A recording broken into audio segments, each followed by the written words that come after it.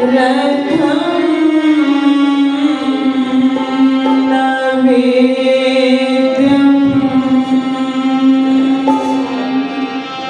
अग्ने रथम नवेद्यम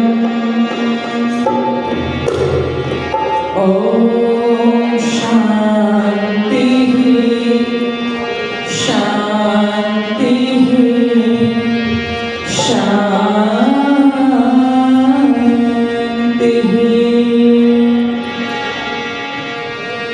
ईश्वर को भज प्राणी जो चाहे निज कल्याण, व्यापक ब्रह्म यजन माहे वो सभी सुखों की खान। ईश्वर को भज प्राणी जो चाहे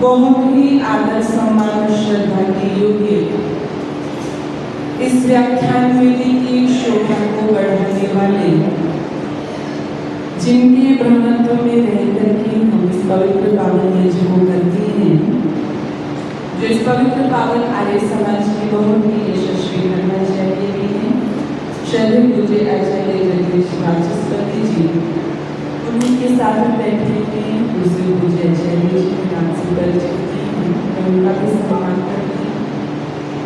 और दिल्ली से हमारे मंदिर में उपस्थित हुए जिनका बहुत ही सुंदर सा प्रवचन आप मेरे पश्चात सुनेंगे, प्रथम बार मुझे सौभाग्य प्राप्त हुआ है उनकी सुनने का, श्रद्धेय पूज्य आचार्य श्री प्रणव शास्त्री जी, और आपकी ही इस मेरठ की धरती पे बहुत ही वेदों के प्रकांड विद्वान, जिनको प्रथम बार सुनने का मुझे सौभाग्य प्राप्त हुआ है, कल रात्रि को मैंने उन्हें सुना। ऐसे बहुत ही सम्माननीय श्रद्धेय पूज्य आचार्य श्री वाचस्पति मिश्र जी, इस पवित्र पावन आर्य समाज के बहुत ही यशस्वी प्रधान, जो अपनी पंक्तियों से सभी को सराबोर करते हैं, आदरणीय श्री श्री कवि विजय देवी जी, मंत्री आदरणीय मांगेराम जी, कोषाध्यक्ष आदरणीय धर्मेंद्र मित्तल जी, स्त्री आर्य समाज की प्रधान आदरणीय श्रीमती दिनेश अग्रवाल जी, मंत्राणी आदरणीय श्रीमती मणिगर जी, कोषाध्यक्ष आदरणीय श्रीमती जानप्रभा जी, अन्य समस्त पदाधिकारीजन जो इस पवित्र पावन आर्य समाज से जुड़े हुए हैं, दूसरी आर्य समाजों से, शास्त्री नगर आर्य समाज से आए हैं आदरणीय श्री श्री रविंद्र शास्त्री जी, अन्य समस्त पदाधिकारीजन दूसरे आर्य समाजों से यहाँ पर उपस्थित हुए हैं, सभी का बहुत बहुत स्वागत, अभिनंदन। बहुत अच्छी संगति मेरे साथ में कर रही है आदरणीय पवित्र आचार्य जी, सम्मुख उपस्थित समस्त धर्म के अभिलाषी सज्जनों, पूजा एवं वंदना के योग्य मातृशक्ति। आइए समय में रहकर के कुछ विचार आप लोगों के मध्य में रखने का प्रयास करूंगी। प्रत्येक व्यक्ति अपने जीवन के अंदर सुख चाहता है, एक छोटी सी चींटी से लेकर के एक हाथी तक प्रत्येक प्राणी जो है वो अपने जीवन में सुख चाहता है, कोई भी दुख चाहता है क्या? कोई दुख नहीं चाहता। यहाँ तक कि एक छोटा सा बच्चा जो हमारे घर में है, वो भी अपने जीवन के अंदर सुख और दुख को समझता है, उसे सुख प्राप्त हो रहा है टीवी देखने में, और यदि उसका टीवी बंद कर दिया जाए तो वो क्या अनुभव करता है? वो दुख अनुभव करता है, वो कष्ट अनुभव करता है। तो पता लगा कि प्रत्येक व्यक्ति अपने जीवन के अंदर सुख चाहता है, कोई भी दुख नहीं चाहता। लेकिन ये जो जीवन में सुख और दुख की श्रृंखला चलती है, ये किसके कारण चलती है? ये जो सुख और दुख जीवन के अंदर बने हुए हैं, कभी सुख आता है तो कभी दुख आता है, कभी दुख चला जाता है तो सुख आ जाता है। ये जो श्रृंखला बनती है ये हमारे कर्मों के कारण बनती है, हमारे कर्म ही हमारे सुख और दुख का कारण बनती है।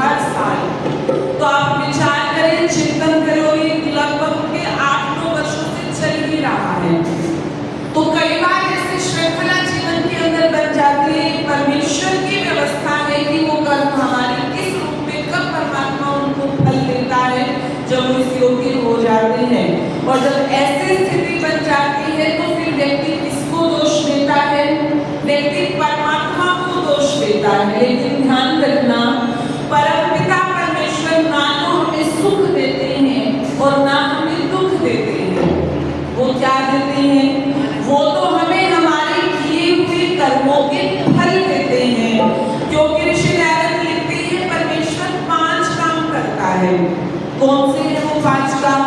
इस सृष्टि को बनाता है, इसका पालन पोषण करता है, समय आने पर संहार करता है, इस जीवात्मा को उनके किए हुए कर्मों के फल देता है और सृष्टि की आदि में परमात्मा वेदता ज्ञान देता है। ये 5 काम परमपिता परमेश्वर करता है।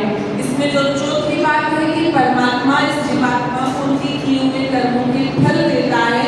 परमेश्वर तो केवल और केवल वो न्याय व्यवस्था लेकर के बैठा है जो चलाता रहता है, ना किसी को कम देता है और ना किसी को ज्यादा देता है। इस परमेश्वर का न्याय है, इसलिए उसे न्यायकारी कहा जाता है। इस सांसारिक दुनिया में तो हम देखते हैं कभी किसी को कम न्याय मिल जाता है और कभी किसी को ज्यादा मिल जाता है। जिसके पास में पैसे हैं, धन है, वो दोषी होकर के भी निर्दोष साबित हो जाता है और किसी के पास में धन नहीं है तो व्यक्ति निर्दोष होकर के भी दोषी बन जाता है। कि मनुष्य की व्यवस्था तो हो सकती है लेकिन परमपिता परमेश्वर की व्यवस्था परमेश्वर की व्यवस्था नहीं है। वो तो ना किसी को कम देता है ना किसी को ज्यादा देता है। इसलिए कहा कि मेरे दाता के दरबार में सब लोगों का खाता और जो कोई जैसे करनी करता वैसा ही फल पाता, वैसा ही फल पाता। इसलिए सुख और दुख जीवन के अंदर बनते हैं तो हमारे कर्मों के कारण बनते हैं। इसलिए बहुत सुंदर पंक्तियां लिखी हैं। जिंदगी में सुख भी दुख में साए भी होंगे, जिंदगी में अपने भी पराए भी होंगे, जिंदगी में सुख भी दुख में साए भी होंगे, जिंदगी में अपने भी पराए भी होंगे, जिंदगी में सुख भी दुख में साए भी होंगे, जिंदगी में अपने भी पराए भी होंगे, जिंदगी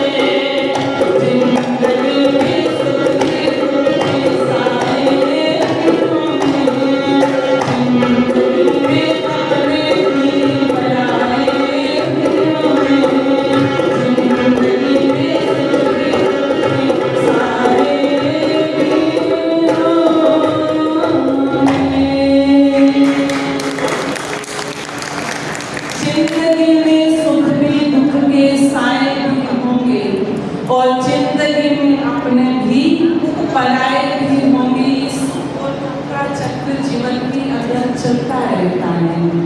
इसीलिए वेद कहता है कि जीवन के अंदर सुखों की अधिकता चाहते हो, जीवन के अंदर सुख अधिक चाहते हो तो फिर जीवन कैसे जीना है? तो कहा कि कुर्वन्ने कर्माणि, कि तुम जीवन के अंदर 100 वर्षों तक जीने की इच्छा करो, लेकिन कैसे करो? शुभ कर्म करते हुए, अच्छे कर्म करते हुए 100 वर्षों तक जीने की इच्छा करो। परमपिता परमेश्वर ने इस मनुष्य को कर्म करने की स्वतंत्रता दी है। यदि ये स्वतंत्र ना होता तो सारे के सारे दोष किस पर लग जाते? परमपिता परमेश्वर पर लग जाते कि हमारे पास में कोई फ्रीडम थोड़ी है। हमें तो जैसे आपने देखा होगा राजस्थान के अंदर कठपुतलियों को नचाया जाता है ना, ऊपर से कठपुतलियों से नचाता रहता है, फिर तो हम भी उसी कठपुतली की तरह होते यदि परमपिता परमेश्वर हमें कर्म करने की स्वतंत्रता ना देता। परमात्मा ने हमें कर्म करने में स्वतंत्र बनाया है, लेकिन वो स्वतंत्रता की एक सीमा है कि जब कर्म कर दिया तो उसके पश्चात जो कर्म का फल देना है उसके पश्चात आप स्वतंत्र है।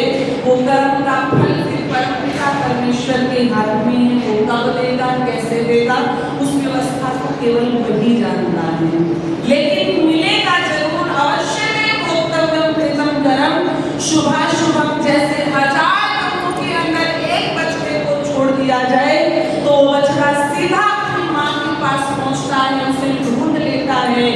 ऐसे ही कर्म कभी भी हमारा पीछा नहीं छोड़ते जब तक उनका भुगतान ना हो जाए, जब तक उनका भुगतान नहीं हो जाता। इसलिए जो लोग कहते हैं ना कि कर्म अच्छे बुरे जैसे भी किए हैं, अच्छों का फल तो व्यक्ति लेना ही चाहता है, जो बुरे कर्म किए वो माफ हो जाते हैं, कहते हैं ना, ये केवल और केवल लोगों को अज्ञानता की खाई में फेंकना और अपनी दुकान चलाने का एक तरीका तो हो सकता है, क्योंकि लोग केवल मीठी मीठी बात सुनना चाहते हैं। लोग केवल उन्हीं बातों को सुनना चाहते हैं जो उनके कानों को सुनना अच्छा लगता है। इसलिए आर्य समाज के अलावा दूसरे जितने भी मंच हैं उन पर वही बातें परोसी जा रही है जो सामने बैठे लोग सुनना चाहते हैं। ये जो कड़वी दवाई है ये तो इसी मन से दी जाती है, क्योंकि मलेरिया मीठी दवाई से कटता, मीठी दवाई से नहीं जाता, उसके लिए तो कड़वी देनी पड़ती है। और उदाहरण दे दूं, जो लोग कहते हैं कि कर्मों के फल माफ हो जाते हैं, मेरी माताओं बंधुओं, आपकी और मेरी तो बिसात ही क्या है, औकात ही क्या है। कभी पढ़ना रामायण के उस प्रसंग को, कौन से प्रसंग को? जब भगवान राम को वन गए हुए 6 दिन हो गए और 6वें दिन की रात्रि है। महाराज दशरथ अपनी रानी कौशल्या को बुलाते हैं, उनके पास बैठे हैं और कौशल्या से एक बात कह रहे हैं, देवी वो राम जिसके अंदर मेरे प्राण बसते थे, मुझे प्राणों से प्यारा था वो राम, आज मेरे से दूर हो गया। मुझे आज मेरा वो पूरा किया हुआ कर्म याद आ रहा है जो मैंने अनजाने में किया था, जानबूझ के नहीं किया था। मैंने युवावस्था में कदम ही रखा था, शब्द में बाण चलाने की मैंने कला सीखी थी और मेरा मन हुआ कि मैं शिकार करने के लिए जाऊं। मैं घोड़े पर सवार होकर के अपना धनुष और तलवार लेकर के वन के अंदर गया और जब मैं वन में पहुंचा तो मेरे कानों में एक आवाज सुनाई दी। उस आवाज को सुनकर के मुझे ऐसा लगा जैसे कोई हिंसक प्राणी जल को पी रहा है, तो मैंने निशाना साधा और अपना शब्द बाण वहां पर छोड़ा और वो बाण जाकर के जैसे ही लगा तो उसके पश्चात मेरे कान में दूसरी आवाज सुनाई दी। उस आवाज को सुनकर के मुझे ये आभास हुआ कि आवाज किसी हिंसक प्राणी की नहीं है, अपितु ये आवाज तो किसी मनुष्य की है। और जब उस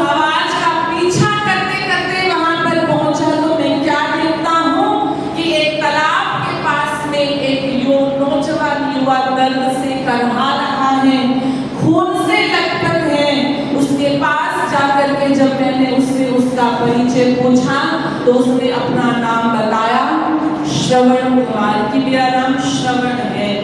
मैं अपने अंधे माता पिता को ऋषि मुनियों के प्रवचन सुनाने के लिए निकला हूँ। उन्हें प्यास लगी थी तो मैं उनके लिए जल लेकर लेने के लिए आया था। ये तुमने क्या कर दिया? वो देख नहीं सकते आंखों से, वो अंधे हैं। मैं ही केवल उनके बुढ़ापे का सहारा था, उनके बुढ़ापे की लाठी था।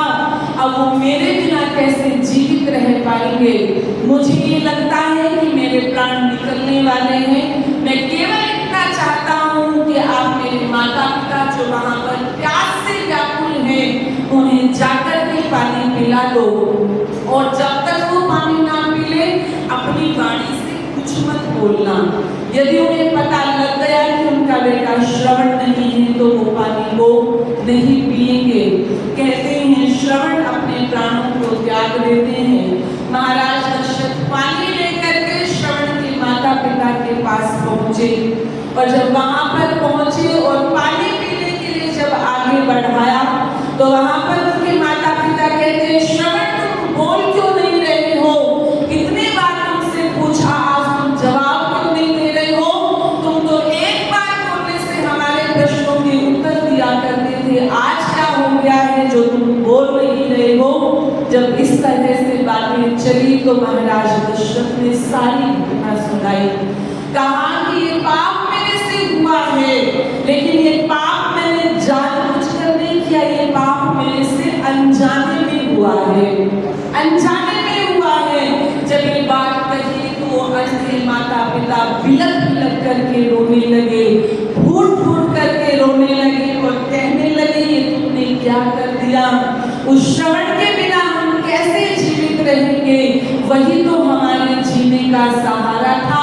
हमें हमारे पुत्र के पास में ले चलो। कहाँ है हमारा पुत्र? महाराज दशरथ श्रवण के पास उनके माता पिता को लेकर के जाते हैं। अपने बेटे को गोद में भर करके एक ही बात कहते हैं, तू बोल क्यों नहीं रहा? तो अकेला नहीं जा सकता, हमारे प्राणों के निकलने का इंतजार कर। जब हमारे प्राण निकल जाए तो हमारे साथ ही तुम चलना, तुम हमें छोड़ करके नहीं जा सकते। तुम्हारे बिना हम कैसे जीवित रहेंगे?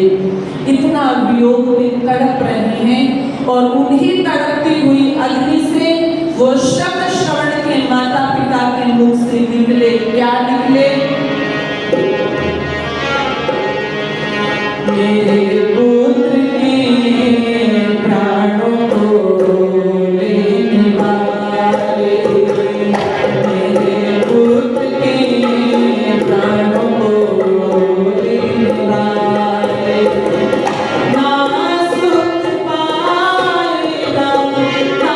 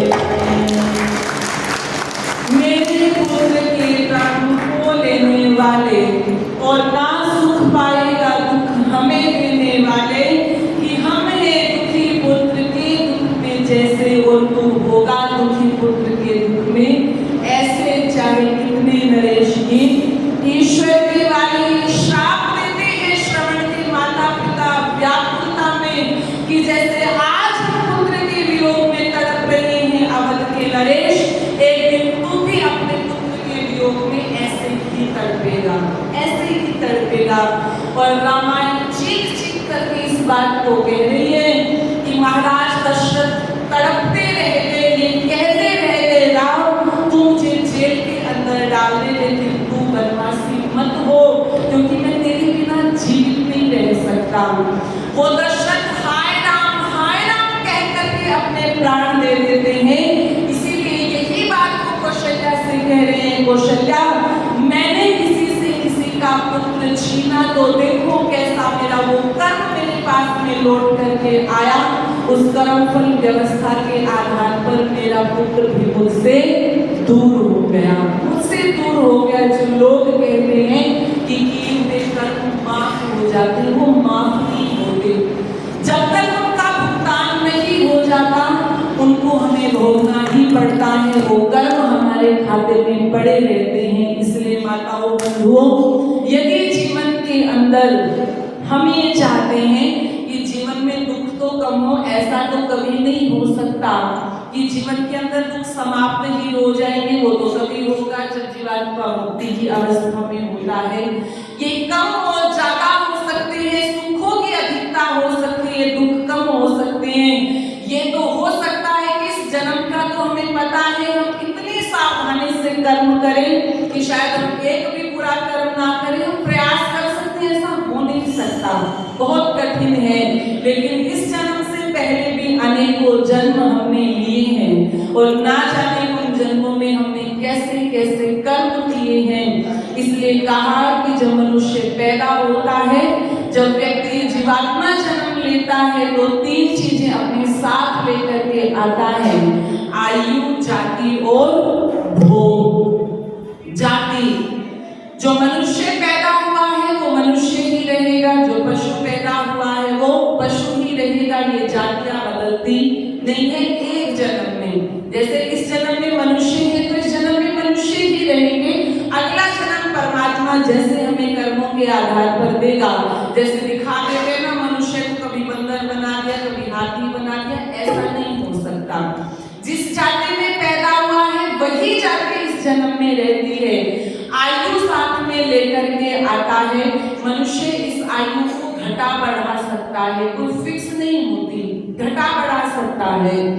यदि इस परमपिता परमेश्वर ने जो शरीर रूपी मंदिर दिया है, इस शरीर रूपी मंदिर के अंदर यदि भक्ष्य पदार्थों को डालेगा, इस शरीर के अंदर ऐसे पदार्थों को खाएगा जो शरीर को लाभ देने वाले हैं, जो शरीर को स्वस्थ रखने वाले हैं, तो इसकी आयु बढ़ सकती है। और इस शरीर को यदि कब्रिस्तान बनाएगा, अच्छा 10 लाख की 15 लाख की गाड़ी है, 20 लाख की गाड़ी है, पेट्रोल की गाड़ी है तो पेट्रोल भी डालते हैं, डीजल की गाड़ी है तो डीजल भी डालते हैं। ये करते हैं, उल्टा पुल्टा कर देते हैं, जो मिलता है वही डाल देते हैं। नहीं, जिस गाड़ी को हमने लिया है, डीजल है तो डीजल डलेगा, पेट्रोल है तो पेट्रोल डलेगा।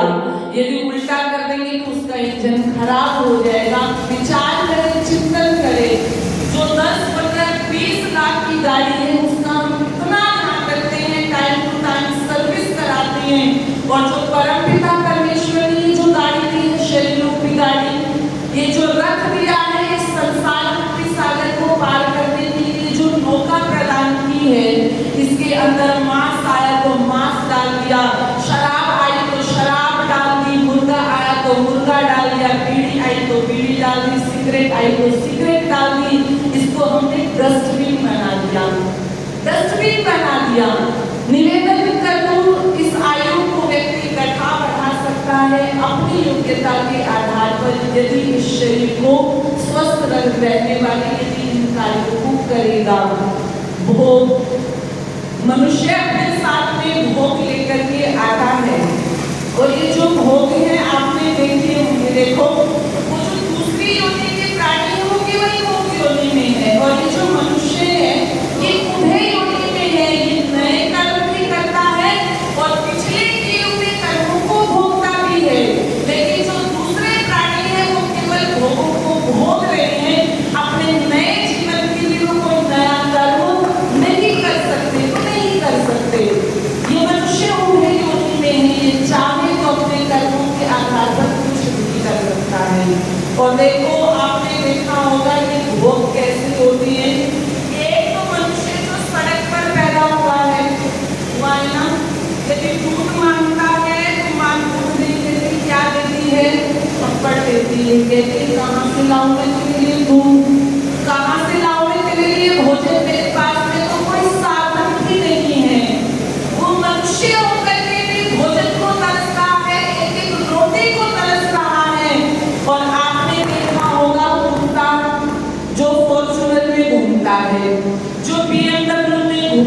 है, जो अंबानी के घर के अंदर अंबानी के बेटे अनंत की सगाई की अंगूठी लेकर के आता है। ईशा अंबानी बुलाती है उसे और कहती है बहुत स्पेशल है जिसको मैं बुला रही हूँ, जो हमारे अनंत की सगाई की अंगूठी लेकर के आ रहा है।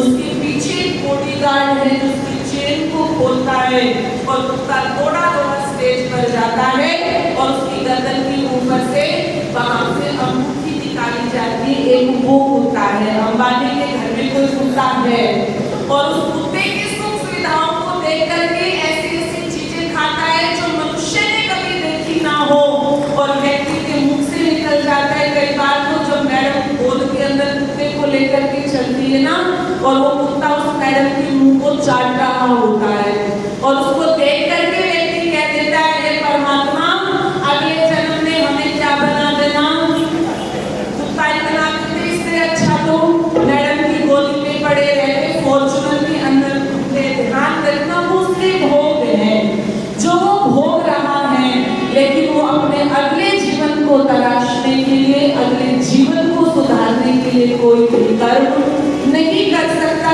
ये सौभाग्य केवल और केवल मनुष्य को प्राप्त है कि भले ही वो सड़क के ऊपर पैदा हुआ है, लेकिन अपने पुरुषार्थ से ये व्यक्ति चाहे तो इस देश के अंदर गरीबी में पैदा हुआ भारत का राष्ट्रपति APJ अब्दुल कलाम बन सकता है। ये मनुष्य का सौभाग्य है कि ये मनुष्य चाहे तो रेल के अंदर चाय बेचने वाला भारत का प्रधानमंत्री बन सकता है। ये मनुष्य का सौभाग्य है कि जब भारत पाकिस्तान का बंटवारा हुआ वहां से खाली हाथ आए, दिल्ली की चांदनी चौक की गलियों के अंदर ताका चलाया और अपने कर्मों के आधार पर, पुरुषार्थ के आधार पर महाशय धर्मपाल बन सकता है, MPS मसालों के बादशाह बन सकते हैं। यदि ये मनुष्य चाहे तो अभी एक मूवी आई थी 12th फेल देखी हो आपने, इतनी गरीबी में पैदा हुआ वो मनोज नाम का लड़का, यदि वो चाहे तो पुरुषार्थ के आधार पर IPS बन सकता है। ये केवल और केवल मनुष्य कर सकता है, कोई कुत्ता नहीं कर सकता। इसलिए आओ जीवन के अंदर ऐसे कर्मों को करते हुए चले। परमपिता परमेश्वर ने जैसे भी स्थिति में हमें पैदा किया हो, लेकिन ये सामर्थ्य भी हमें दिया है कि अपने ज्ञान के आधार पर, बुद्धि के आधार पर और कर्मों की पवित्रता के आधार पर और पुरुषार्थ करने से ये अपनी बुरी से बुरी स्थिति को बदल सकता है। इसलिए आओ बस चंद पंक्तियां कह दूं। प्यारी प्यारी जिंदगी है कुछ तो विचार कर, प्यारी प्यारी जिंदगी है कुछ तो विचार कर, नेकिया कमाल बंदे बदिया विसार कर, नेकिया कमाल बंदे बदिया विसार कर। प्यारी प्यारी जिंदगी है कुछ तो विचार कर, प्यारी प्यारी जिंदगी है